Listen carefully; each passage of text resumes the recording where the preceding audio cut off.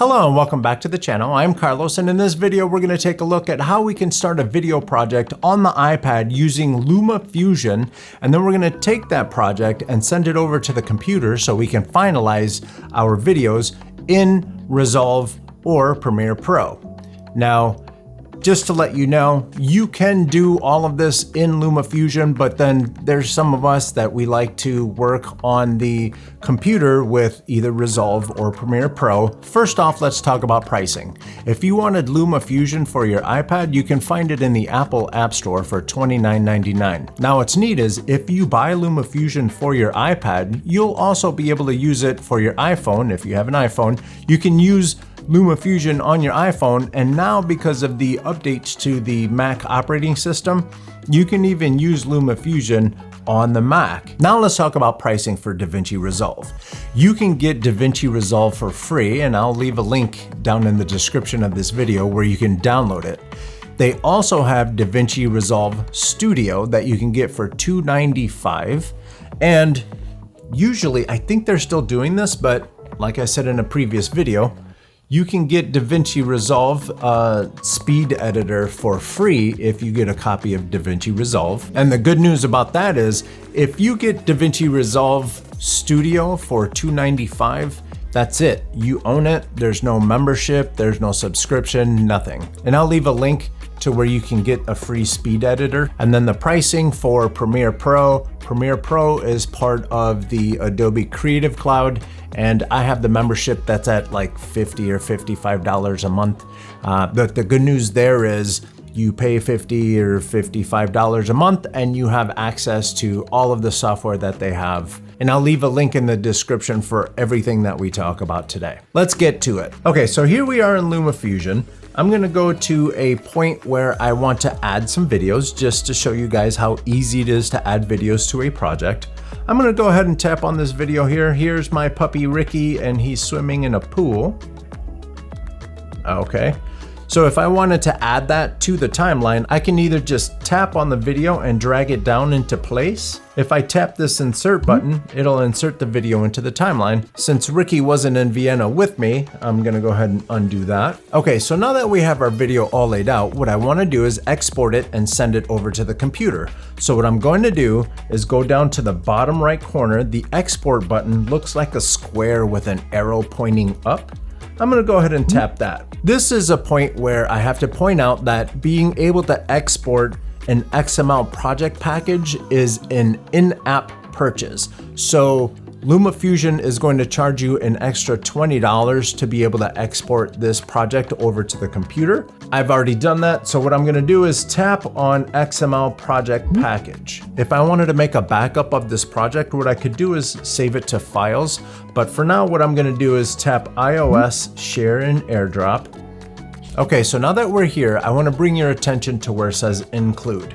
If I tap where it says full media, it's gonna show us 4 different selections. I only ever use the first 2, full media and trimmed media. If you were to select full media like I usually do, what LumaFusion is gonna do is it's gonna grab all of the original video files, no matter how long they are, it's gonna package everything and send everything to the computer. But if we do trimmed media, it would actually take all the cuts of that longer original video, it would cut those up and then send over the smaller video files. I usually do full media because I might want to do some effects or something in Premiere and I might need that extra footage, so I just do full media. So now that we're here, I'm going to tap the export button on the top right of this panel. Our name is Artist Alfresco Vienna. We can rename that if we wanted to. It's going to be roughly 4.55 gigabytes. I'm going to tap the top right of that panel again, export. And right now what it's doing, it's just taking all of our video files, collecting them all. It's gonna take all of timing and it's gonna create some XML files that kind of tell Premiere and Resolve where all the media files are. Okay, LumaFusion just finished doing its thing. So now what I'm gonna do is tap on airdrop. I'm gonna find my MacBook Pro. The files have been transferred over to the computer, and we see here we have a zip file, artistalfresco_Vienna. So if I double click that, we can unzip it And here we see we have all of our media as well as this XML file that's going to be important in about 2 seconds. This is a good opportunity to talk about the difference between Studio and the free version of DaVinci Resolve. I had to get the Studio version because of the footage that comes out of the Sony a7S III. I needed the codecs that would let DaVinci Resolve read that file format. So if you have a camera whose video files show up in DaVinci Resolve free version, that's it, you're good to go. But if you're like me and you have a Sony and DaVinci Resolve needs the proper codec to be able to read the video files that come off of this camera, you might have to go up to the Studio version. But the free version gives you so much of the capabilities of the Studio version. There's a licensing thing that comes with the codecs and everything, so that's probably, I'm assuming that that's probably why they have the 2 different versions. Anyway, moving on. Here we are in DaVinci Resolve. I'm gonna come down here to where it says New Project. I'm gonna click that. We have a Create New Project dialog box. I'm going to say Artist Alfresco, Vienna. I'm gonna click Create. So here we have the interface for DaVinci Resolve. If we look at the bottom center of the interface, we see all of the different panels that we can go to. So here we have media, which you would collect all of your media. Cut, I'm assuming that we cut up all of our videos in that panel. Edit would let us edit the video. We have Fusion, which is kind of like their answer to After Effects. So motion graphics and stuff would go through Fusion. The color panel for when you're color grading. Far light, basically that's where you would mess with like background music and sound effects and stuff. And then the deliver panel, which is basically when you're rendering, that's the last step. But since we did a lot of our editing in LumaFusion, what I'm gonna do is go up to File, Import, Timeline.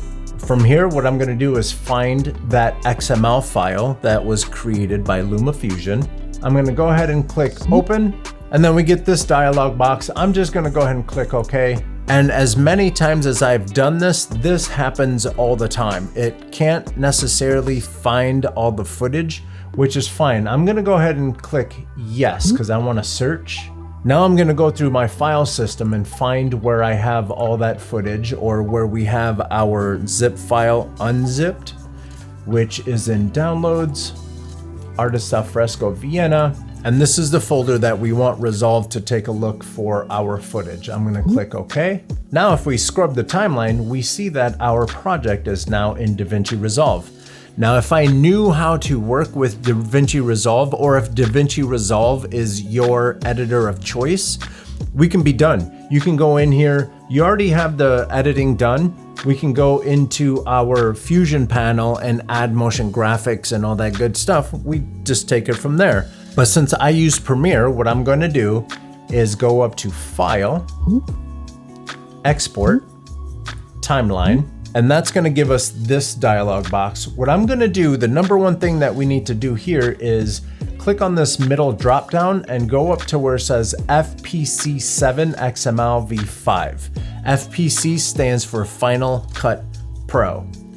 We're going to click on that, and I'm gonna name this to Premiere and hit save.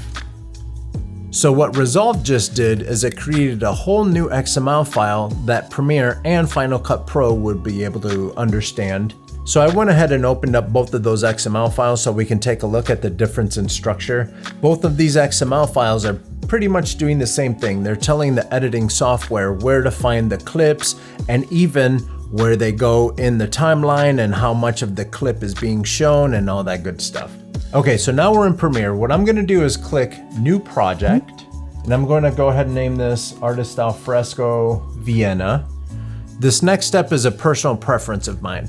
I like to have all my Premiere files in its own folder, so I'm gonna click New Folder, and because I want this folder on top, I want it easily accessible, I'm gonna name this folder _video, click Create, and then I'm gonna hit Choose. So now we have Artist Alfresco Vienna that is going to be created in our Artist Alfresco Vienna folder in the underscore video folder. And everything else is fine. I'm gonna click OK. Okay, and here we are in Premiere Pro, and very similar to what they did in Resolve, up at the top, you have Assembly, which is basically gathering all your media. Editing, self-explanatory. Color, effects, audio, basically the same process that they use for Resolve. All right, I'm gonna click on File, then I'm gonna click on Import. And this is where I need to find our to Premiere XML file and click Import. So what Premiere is doing now is it's reading that XML file, finding the location of all of that media, and it created a new folder for us. If I double click on that folder, there's going to be plenty of times where Premiere isn't going to find some of the footage. All we have to do is right click, drop down to Link Media, click Locate, make sure that we're in the correct folder. I'm going to hit search. It found it. Okay. There we go. Let's scrub just to make sure. And it looks like all of our media is now being loaded. What I'm gonna do is scroll all the way down to the bottom, and we see here there's Artist Alfresco. If I double click that, what Premiere did is it took that XML file and took all of our videos, all of our clips, put it in a timeline and created a timeline for us. Here's our timeline. So if I grab this little button down here and drag to the left, we're gonna zoom into the timeline. And if I drag, there's our video. And now I'm able to finish my video in Adobe Premiere. And it's just that simple to go from LumaFusion on an iPad over to DaVinci Resolve on a computer, and even going into Adobe Premiere. If you learned something in this video, please give it a thumbs up. And if you know anyone else that's looking to get into video editing, animation, graphic design, all that good creative stuff, send this video on over to them. And if you haven't yet, please hit that subscribe button. And if you notice there's a little bell right next to the subscribe button, if you click that, every time I come out with the video, you'll be alerted. We're doing a lot of cool stuff on this channel, and I don't want you to miss out. I hope this video finds you healthy, and I hope this video finds you safe. I'll see you in the next video.